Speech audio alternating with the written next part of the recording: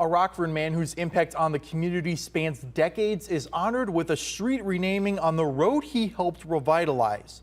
WIFR reporter Alyssa Kelly talks with the man and Rockford leaders about what this honor means for the community. Elbert Ray Jordan's legacy stretches far beyond the street sign dedicated to him Saturday. Jordan has helped shape the community for the past 40 years now. His impact is bigger than the park. It's bigger than this street. It's this entire community.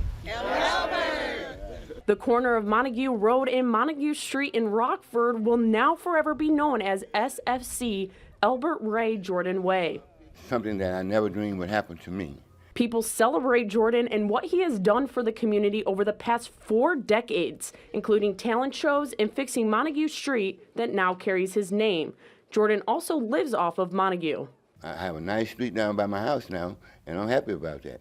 Just an opportunity to come out and celebrate a legend who really helped shape the Park District and has really shaped the whole community by bringing people together. Sandine says this dedicated street sign stems off the ribbon cutting held at the Levings Unity Pavilion, a concert stage that hosts local concerts for kids and adults at Levings Park, a place Jordan started in the late 80s. It was just the perfect time for Alderwoman Gina Meeks and city officials to say, let's rename this street after Elbert. Elbert Ray Jordan says he never expected anything in return.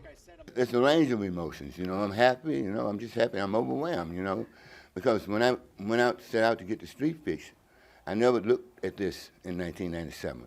I never dreamed that in 2024 that I would be rewarded for this.